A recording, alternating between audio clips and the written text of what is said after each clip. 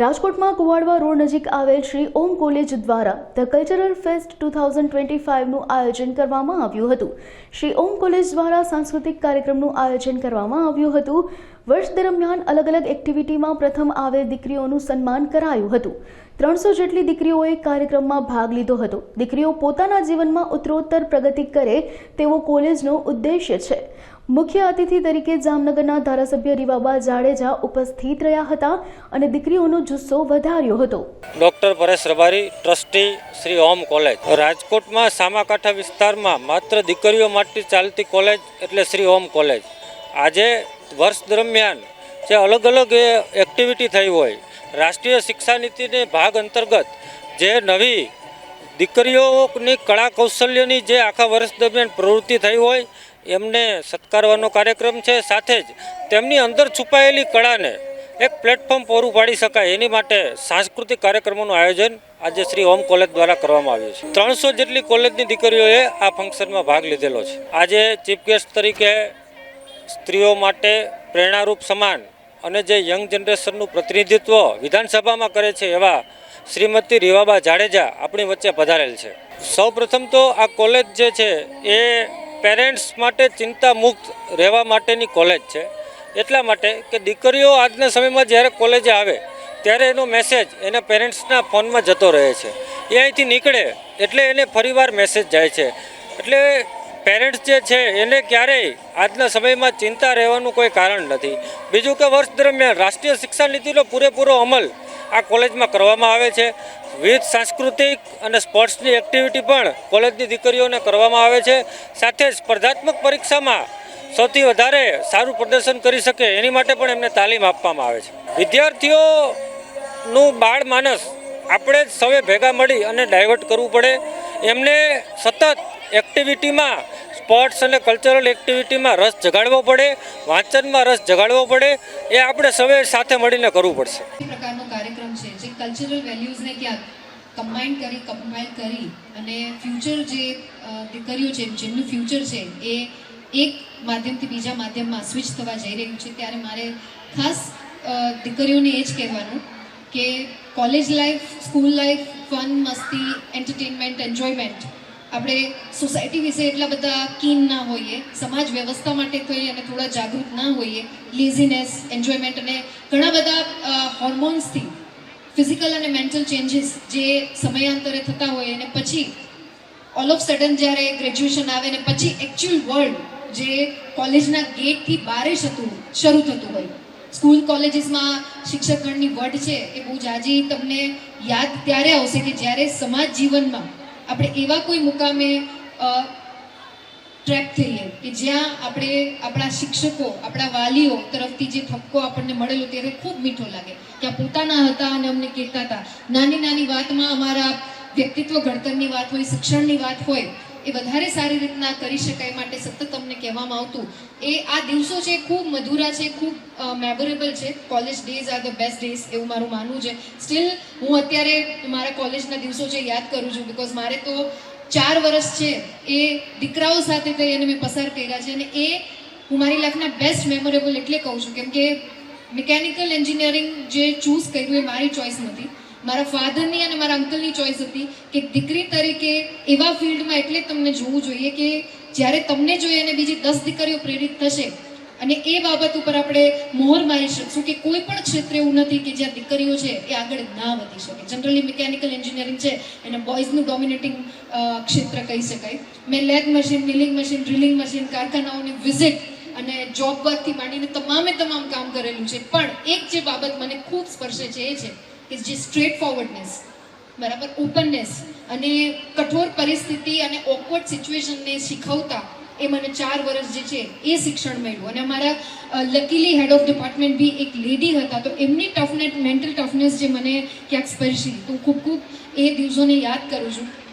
સાથે સાથે મારે એ પણ કહેવું છે કે શિક્ષણ એ ફક્ત અક્ષરજ્ઞાન નથી। સારી ડિગ્રી, સારા પર્સન્ટાઇલ સાથે આપણે બાયોડેટામાં લખવા માટે થઈને લખી દઈએ કે ભાઈ બીકોમ કર્યું, BCA કે BBA કર્યું ને આટલા પર્સન્ટેજ આવ્યા અને ખૂબ સરસ એકેડેમિક્સ આપણું રેકોર્ડ છે। એની સાથે આ જે શિક્ષણ છે, સ્વામી વિવેકાનંદજીએ બહુ સરસ વાત કરી કે શિક્ષણ જે અંદરથી એનલાઇનમેન્ટ ના આવે એનલાઇટમેન્ટ ના કરે, તમને આત્મપ્રેરણા ના કરે, આત્મપ્રકાશ તરફ પ્રેરિત ના કરે તો એ શિક્ષણ વ્યર્થ છે.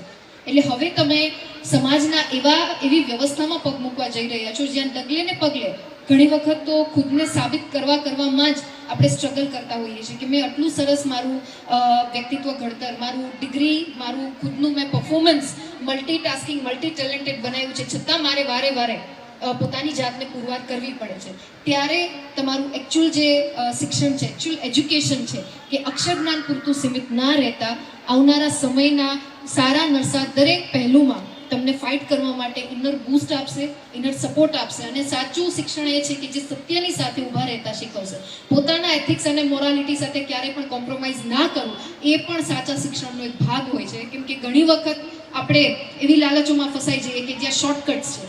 દીકરીઓ માટે મારે ખાસ કહેવાનું કે તમારા પેરેન્ટ્સના સંસ્કાર, તમારી કોલેજની વેલ્યુઝ, એના મોરલ્સ, એથિક્સ અને મોરાલિટી જે અહીંથી, કેમ કે બહુ ઓછી ગર્લ્સ સ્કૂલ છે અને ગર્લ્સ કોલેજીસ છે આપણા રાજકોટમાં અને આપણા સૌરાષ્ટ્રમાં, ત્યારે તમે એવા એન્વાયરમેન્ટમાંથી નર્ચર થઈને સમાજ વ્યવસ્થામાં બહાર નીકળો છો કે જ્યાં તમારા એથિક્સ અને મોરાલિટી સાથે કોઈના માટે પણ થઈ અને કોમ્પ્રોમાઇઝ ના કરતા. કેમ કે તમે તમારી લાઈફના કાંઈક ને કાંઈક ફાઇનાન્શિયલ ઇન્ડિપેન્ડન્ટ થવા માટે તેને કરી લેશો, બટ અંદરથી ઇનર કોન્શિયસ આપણા સંસ્કાર, આપણું કલ્ચર ને આપણું વેલ્યુઝ. એક શોર્ટ સ્ટોરી છે મારે, જે બધા આમ તો જનરલી બધાને ખબર છે બટ રિકોલ કરવાની છે. જે હમણાં દુર્ઘટના 2 દિવસ પહેલા આપણે જેનું મૌન પાડ્યું, પહેલગામમાં જે આતંકી હુમલો થયો અને એમાં 28 જેટલા સાવ નિર્દોષ લોકોએ પોતાનું જીવન ગુમાવ્યું, રાઈટ? હવે થોડીક એને જ રિલેટ કરીને એક વાર્તા તમારી સામે રાખવી છે કે એક માતા અને પુત્રની સ્ટોરી છે. નાનપણથી જ મા દીકરો બે એકલા રહીએ.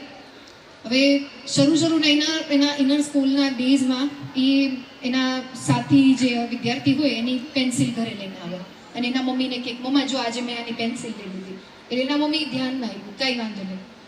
બીજે દિવસે થોડો બીજું બધું સ્નેક છે, કંઈક એનું નાની મોટી વસ્તુ છે, એમ દિવસો પસાર થયા અને માએ આ વાત ઉપર ધ્યાન ના આપ્યું કે દીકરાની કે દીકરીની આ ક્વોલિટી શું કહેવા માંગે છે.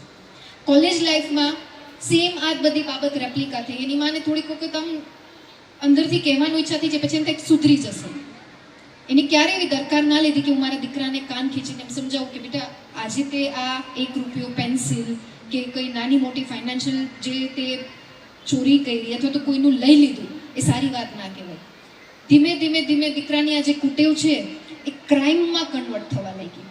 એક સમય એવો આવ્યો કે એને ઘરફોડી કરી અને એમાંથી લાખો રૂપિયાની ચોરી કરી. પોલીસ પાસે પકડાઈ ગયું, કોર્ટમાં કેસ આવેલો. ત્યારે પોલીસ એનું ઇન્ટ્રોડક્શન કરે, કોર્ટ એનું ઇન્ટરેક્શન કરે. ત્યારે એને એમ કીધું મારી માને મારી બોલાવો અહીંયા કોર્ટમાં, મારે એનું કામ છે. એટલે એના મધરને ત્યારે તો એ બહુ ગરડા થઈ ગયા હતા અને એને હાજર કર્યા કે કેમ આવું કેમ કીધું. કે તમે મને જેટલો દોષી ગણો છો ને એટલો જ દોષી મારી માને પણ ગણજો.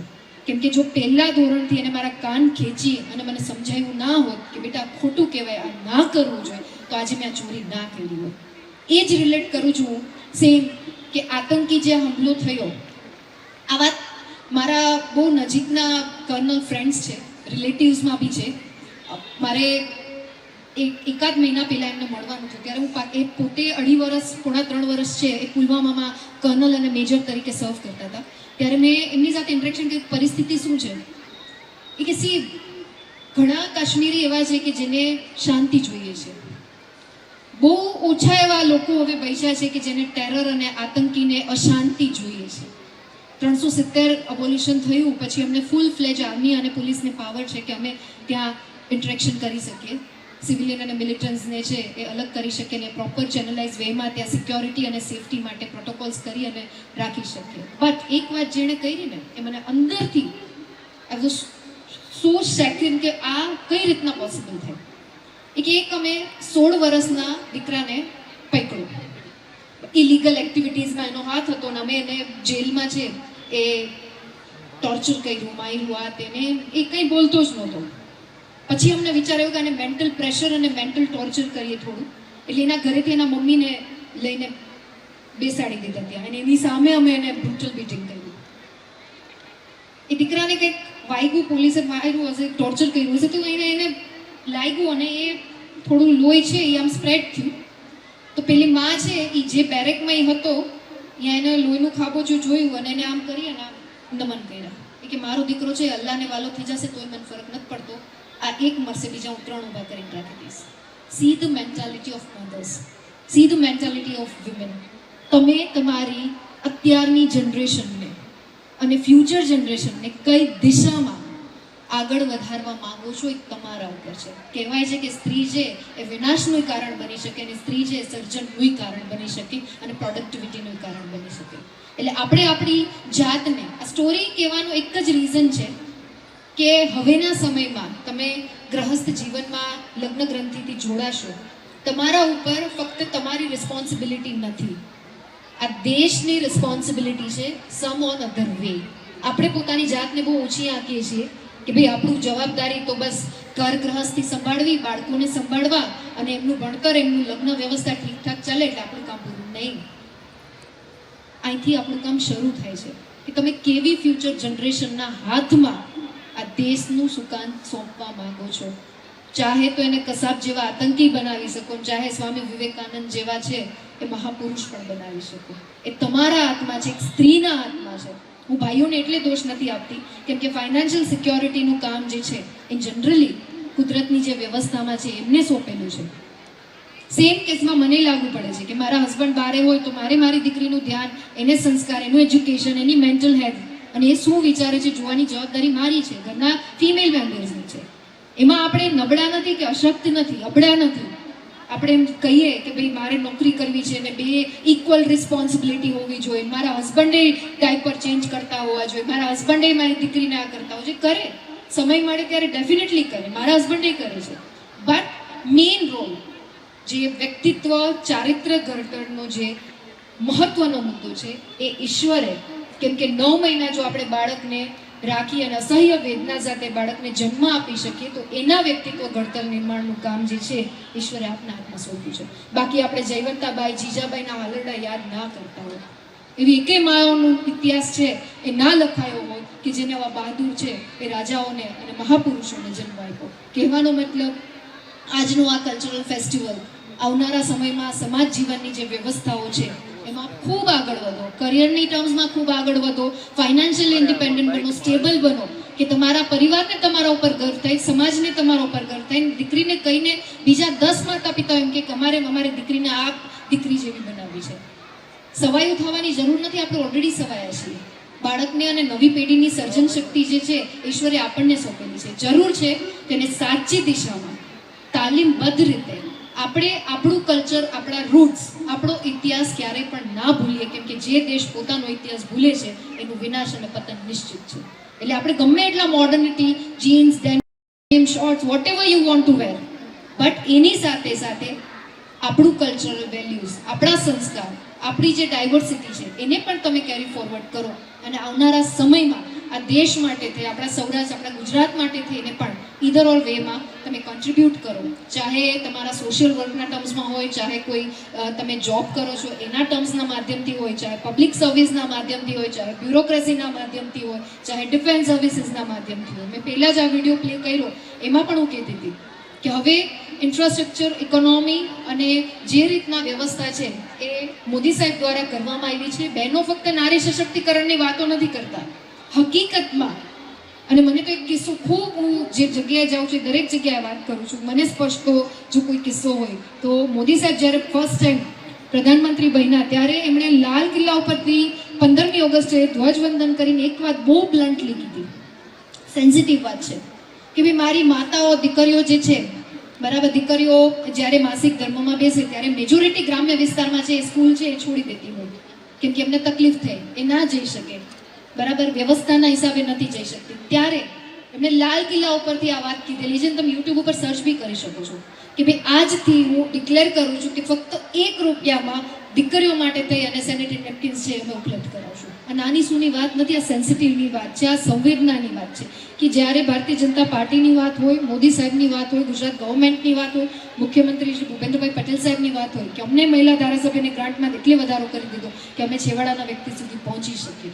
તો તમામે તમામ ઇન્ફ્રાસ્ટ્રક્ચર, ઇકોનોમી, પોલિટિક્સ અને સાથે સાથે જે એક સુમાળખાકીય સુવિધા છે એમાં સતત બહેનોને કેન્દ્ર સ્થાનમાં રાખી અને હવેના સમયમાં 33% નારી વંદન અધિનિયમ એટલે કે હવે 2029થી લોકસભા અને વિધાનસભામાં બોથ પાર્લામેન્ટ્સ એન્ડ એસેમ્બલી, લોકલ એસેમ્બલીઝમાં પણ મહિલાઓનું પ્રતિનિધિત્વ છે એ વધે એના માટે પણ સરકારે જે બિલ પાસ કર્યું છે, એટલે આજના આ મંચના માધ્યમથી જાજી વાત નથી કરવી, પણ આપ સૌ મારી વાલી વિદ્યાર્થીઓને એક જ વિનંતી કે કોઈને કોઈ રીતે તમારી વ્યક્તિગત લાઈફની સાથે સાથે સમાજ જીવનની સાથે સાથે આ દેશના વિકાસમાં પણ આપ સૌ ઇક્વલી ઓપોર્ચ્યુનિસ્ટ થઈ અને સહભાગી બનો તેવી હૃદયપૂર્વકની અભ્યર્થના. પુનઃ મને આપ સૌની સાથે વિચાર વિમર્શ અને વાર્તાલાપ કરવાની જે તક મળી એ બદલ ખૂબ ખૂબ આ કોલેજનો આભાર માની અને મારી વાતને વિરમું છું. આપ સૌના ઉજ્જવળ ભવિષ્યની કામના સાથે અસ્તુ.